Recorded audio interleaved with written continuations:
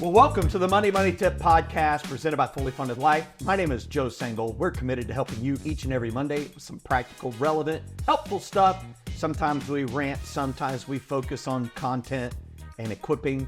Today, we've got quite a topic, and to introduce the topic is my podcast co-host, Megan Hiver. You fired up today? Yes.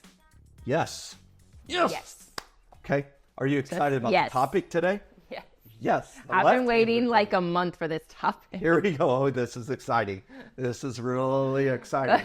Okay, introduce the topic. Yes. So our topic for today is tipping out of control. Okay, here we go. This is the shortest podcast episode in history. Here, look on the video. Zoom in. Yes. Hey everybody, Joe Sengel here. Thanks so much for watching this video. I really begged the team to just end the podcast there, just to say yes. I told him I had too many questions. Yeah, okay. Well, because you have too many questions, you get to lead the way. Yeah. Go. Is tipping out of control? We need your comment. We need your comment right now. It is mind-boggling to me. So I did a little bit of research on tipping and that kind of stuff, but one of the things that kept popping up that I think is so true is this thing called guilt tipping. Now, you automatically know you're thinking of an experience that you've had where this is occurring. But I go to pick up food. They didn't serve. There was no service that was, happened. And they're like, do you want to leave a tip? And I'm like, or I go get a coffee. They're giving me a coffee to go. And then they flip it around. Here, add a tip. And they're standing there staring at you. And I'm like, the hover tip. I hate it because then I'm like, okay, I haven't got my food. Like some things I've gotten my, I've gotten the food. I've gotten my food. I'm leaving, and I'm like, okay, it's fine. But other things, I'm like, I haven't got my coffee. I haven't. Guilt tipping. Should you? So should you tip in that situation where like there's not a service that has been performed? We know the answer, and we're going to say it. You should tip where great service has been rendered. And you should not be guilted into tipping ever. So yesterday, my family was at the National Whitewater Center, which is outside of Charlotte, near the airport, and Charlotte, North Carolina. And we had so much fun. But every single time I went and bought like a candy bar for the kid, I bought Powerade Zero for the kids. Every time it says, how much is the tip? And it started at 18%. It started? 18%. Oh, somewhere tipping moved up from 15%. And I'll tell you why. We pay people, especially in food service, the minimum wage is still $2.35. It's a complete disaster that restaurants can get away with paying so little with a guarantee of the staff member being there. And they're like, well, tipping, blah, blah, blah, blah. Well, they're just transferring it to the people that are there. And so, I want to make sure that we can scroll back to that thing. I want to look at that there. Let's ask those two questions. Should you tip carry out? I carried out Chinese food from Master's Wok, which was outstanding. Should I tip them? This is one of my questions. Because I'm like, you gave me my food. Thank you. But you didn't give me, you're not refilling my drink. You're not cleaning my table. You're literally handing me my food that I have paid for. Yeah. And I don't want to, if it's like, hey, this is what we should be doing. We should be tipping. Then I'm like, okay, I'm on board with it. I'll do it. But I don't know. So, should you tip carry out? What we should do? We should crowdsource the answer. We should somehow or another, crowdsource the answer. But I will tell you, I just have a judgment that says, have they rendered service in an outstanding manner that merits a tip? And so yesterday, while I was at this National Whitewater Center, this poor young lady, you can tell she's new. She's probably a college student, and she came to service our drinks. She served me my drink. She dumped an entire Diet Coke over me. All over me. Oh, no. The waiters, worst nightmare. I mean, I'm talking giant mug, bigger than this mug, on me. I have a decision in this moment. I can be angry. I can say I'm going to leave no tip.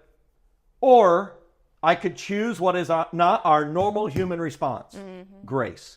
So I chose grace, and I'm like, hey, that's okay. That's great. It's fine. We're just going to move to this table over here because this one seems to have some additional white water of Diet Coke.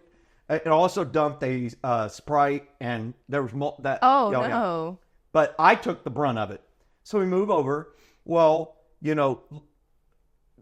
she served us very well. The food was excellent. She was so embarrassed. I'm sure. And so they gave us a $25 discount on our meal because they had dumped water or soda on me.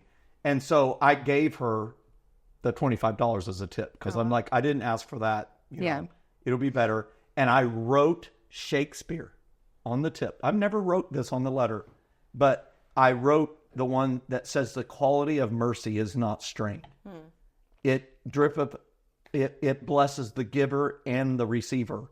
I mean, if you've not ever read that from The Merchant of Venice, it's absolutely unbelievable. It's actually quoted in The Office. I was about to say, where did you get it from? When Nellie is now getting fired after she's stolen Andy's job and now he's gotten it back, and she starts quoting Shakespeare, and he can't get mad at her because she's quoting Shakespeare. But the quality of mercy is not strained. Shakespeare. I love it.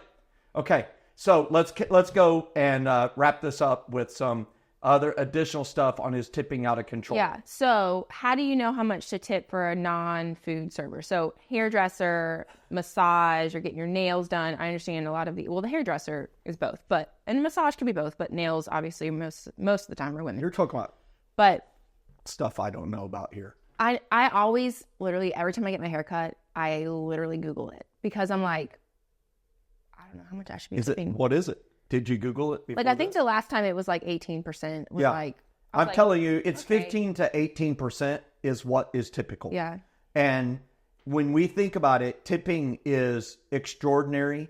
It has become extraordinarily negative, primarily since COVID.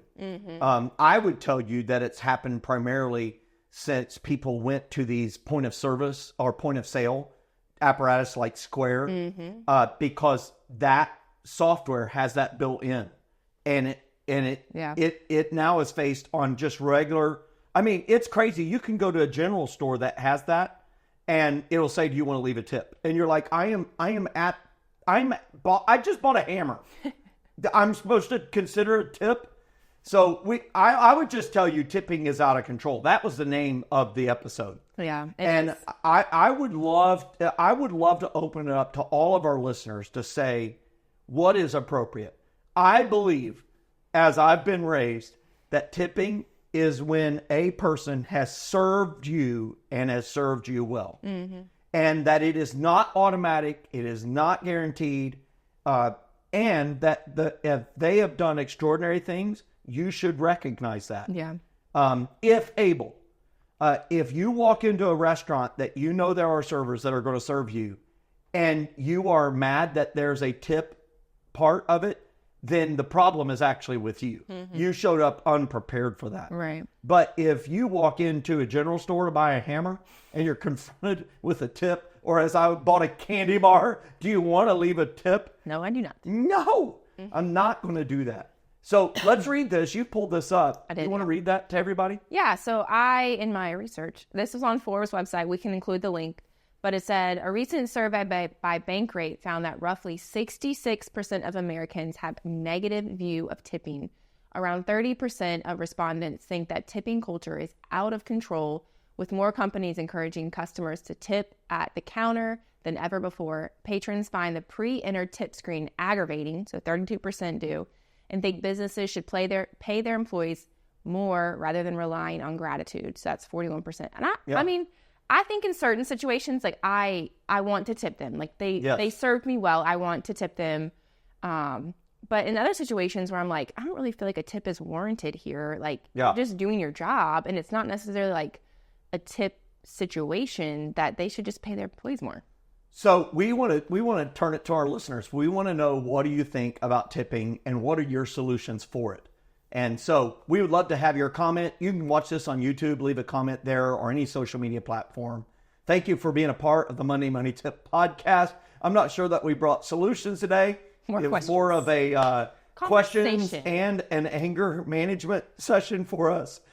Maybe it was triggering for you. But hey, I hope you have a great week. And if you have great service, tip people and bless them. That's really what you want it to be about. Yep. And so have a great week, everybody. We'll see you next Monday. Hey everybody, Joe Sangl here. Thanks so much for watching this video. Hey, I encourage you to click the links that are provided to watch a lot of more helpful content that'll help you live your fully funded life. Thanks for being a part of our community.